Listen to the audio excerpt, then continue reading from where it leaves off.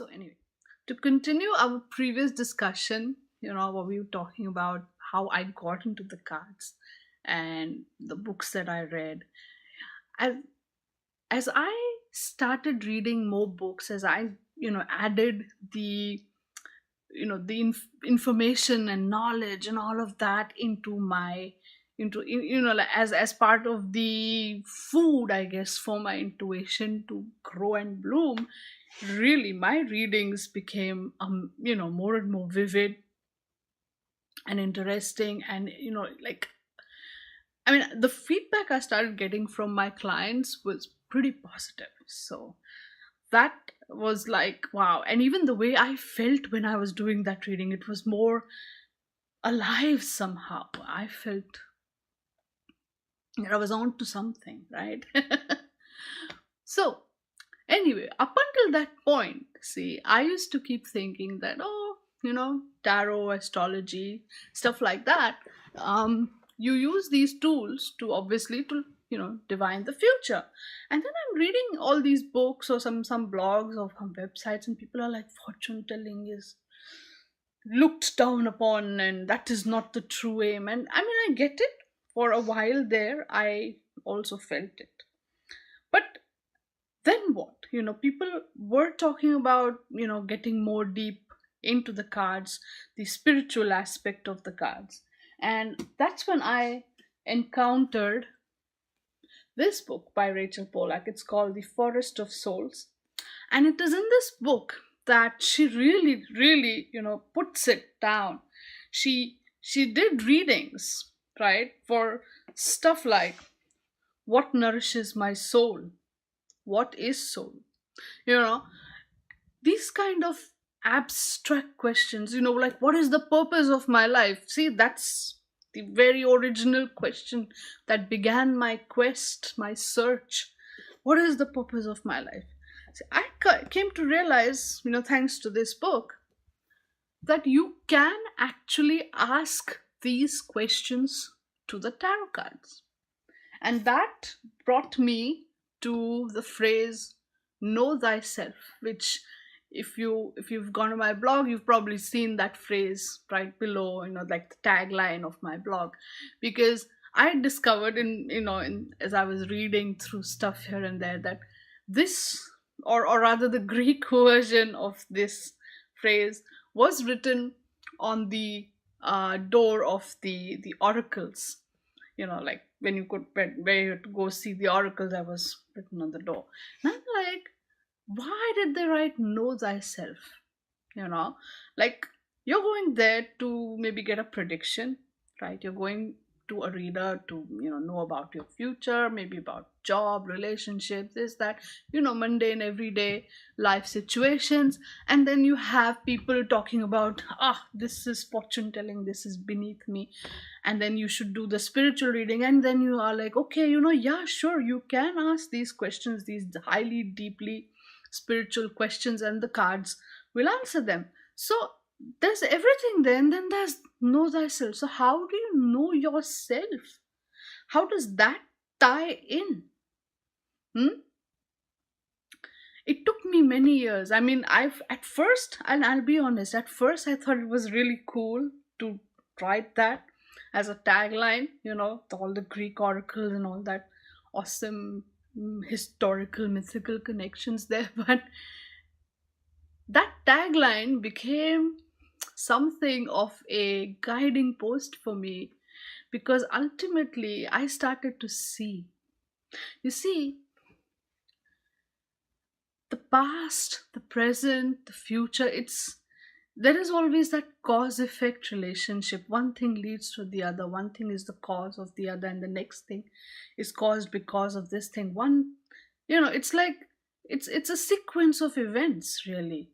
And it's like things are happening, and right in that flow, somewhere you are there, I am there, he's there, she's there, and we are reacting, we are responding, we are behaving in different ways,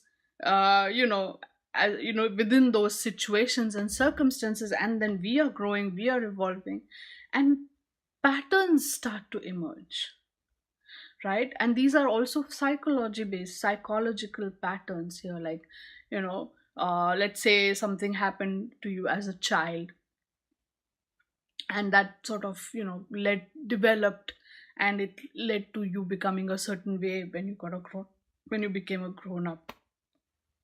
That psychological pattern and how that translates across various situations in your life, you start seeing these patterns, especially when you start reading for yourself. And then that is obviously a result of the objectivity and the distance that you have gained, where you're seeing yourself as a third person. So as you get to know yourself, you realize that you're not any different from the rest of them.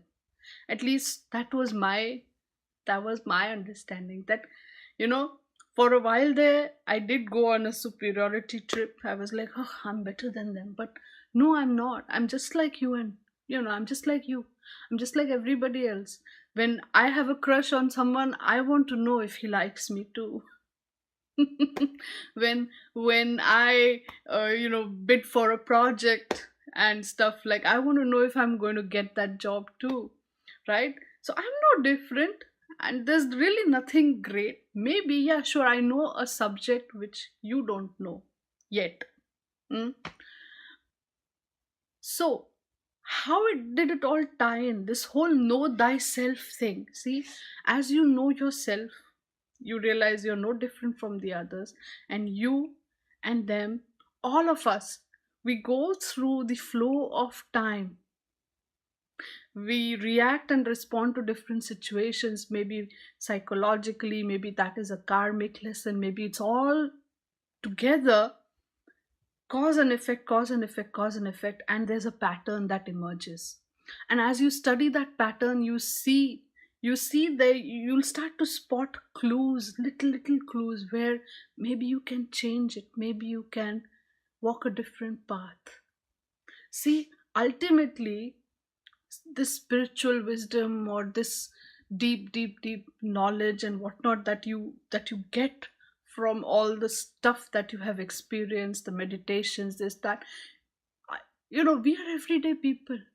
We are not going to disappear in a wisp of ether, or we are not going to go meditate for 50,000 years in the Himalayas. We are going to live here like everyday people. We are going to, face that rude co-worker, or that obstinate boss, or that weird guy is going to cut us off in traffic. And at each point, you know maybe we're going to lose our temper, maybe we're going to be rude back, or we're going to just flip a bird to the rude guy. But these are the points in our everyday life where we are going to where there is now we have created space for that wisdom to come in. All of that wisdom that we read in the books, and the knowledge, and the beautiful Instagram posts that we keep you know sharing and liking, that wisdom, we need to apply that to our everyday life. So instead of flipping the bird at that guy who cut you off in traffic, you say, you know what, just go, be at peace. Maybe he's in a big hurry for something. Or instead of being rude to that coworker back, when she's rude to you, you say, okay, you know what, be happy, be at peace. Just, you know whatever it is that is upsetting you and setting you off, maybe, hopefully that'll get resolved. So I think that it is very, very important to know yourself, and then to understand that spiritual wisdom that you have gained, and to really put it together. Where in your life can you apply that wisdom, and how? And when the right time comes, do it. Hmm? That, I think, is the bottom line. And then, so for that, you cannot dismiss this past, present, future fortune telling thing as something non-essential, because that is kind of the basis of it, right? That's the foundation from where you are going to take that next step, up and up. That is going to lay down the framework for the patterns to emerge. So you cannot discount it. I don't think it should be discounted like that. That's what I believe in. That's why the know thyself. See, what I put up there unknowingly as something cool and fancy became something more meaningful to me as I discovered that through my ups and downs, and with the cards to guide me and guide me through it all every step of the way. So I think it is important, and that's why over a period of time I could come back down to earth and say, you know what, let me just do your reading without being judgmental. It's I mean, I used to tell my students that you should not judge, but hey, I think all of us go through that phase, right? All of us go through it. But my learning has been this, that the more you know about yourself, about others, about the patterns, about how things happen, and the cards can shed light on it, and cards can show you how to navigate this territory as well. The cards can show you how to figure it out and how to maybe change it or overcome it. I feel that these tools that were given to us, which on a very very basic level you can use to figure out your past, present, and future, you can also take these tools with you to the next level and start figuring out now how to change it, how to make it better, how to find a way to overcome this, how to find a way to make your pattern serve you rather than the other way around, how to practice all that wisdom that you have received in these with these studies that you do, right? Because what's the point of studying something if you cannot apply it in your life? Hmm? And through this, honestly, I have found my me. I and on a personal level, I have been able to overcome many personal hurdles. I have been able to overcome many patterns of my own. I have been able to find a way to let go of many long held resentments, and I've been able to figure out the karmic, not all of it. Now I'm not like some enlightened person. I'm like, to some extent, yeah, I have been able to figure out the karmic lessons on that I encounter as I encounter them. So every step of the way I feel guided, I feel connected, because these 78 best friends of mine, my wonderful tarot cards, they are there to show me how I can know myself and how I can create my own world more beautifully and more lovingly, and more with more awareness, with more appreciation and gratitude. So that's kind of my philosophy, that's kind of emerging as I'm spending my time with the cards. I don't know if that made sense to you at any point. uh, Let me know in the comments. Hmm?